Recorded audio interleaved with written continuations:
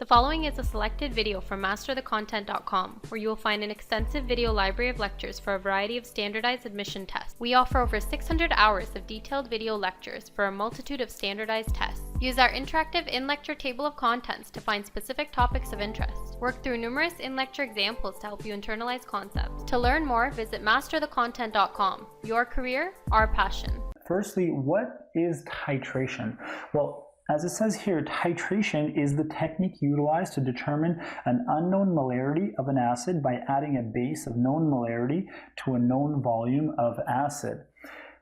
Here's the basic setup as you see here. You're going to have an unknown concentration of an acid in your Erlenmeyer flask, and then in your burette here, you're going to have a known concentration of base, and from that, you can also, besides the molarity of the acid, right, another thing that you're going to want to calculate is the pH of the solution. And you can use something called a pH meter, as we see here, and you're just going to have to insert this part of the instrument into your Erlenmeyer flask.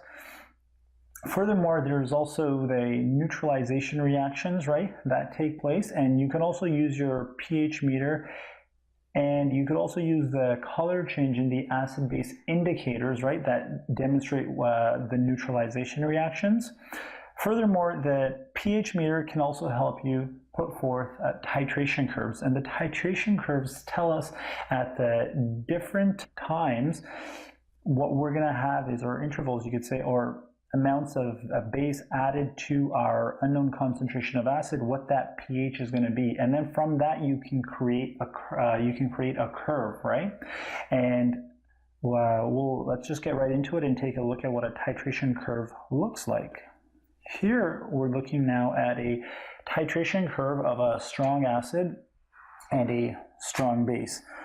In particular, the pH titration curve for 25 milliliters of 0.1 molar hydrochloric acid with 0.1 molar sodium hydroxide. Now, what that's actually telling us is if we go back here we're going to have 25 milliliters in our Erlenmeyer flask, and then we're going to have a 0.1 molar sodium hydroxide base in here, right? That's going to be our base. So you can also call it a titrant. That's going to be our titrant in here. And what's going to end up happening is we're going to add different volumes of the base into here. And from that, we have this beautiful graph, as we see here. Furthermore, at different volumes of NaOH being added, the pH is calculated.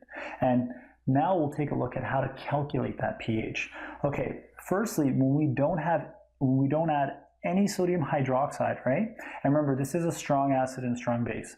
So when we don't add any sodium hydroxide here, how do we calculate the initial concentration of our hydrochloric acid? Well, we know it's a strong acid, and in the previous acid-base lectures, we demonstrated from the molarity how to get the pH.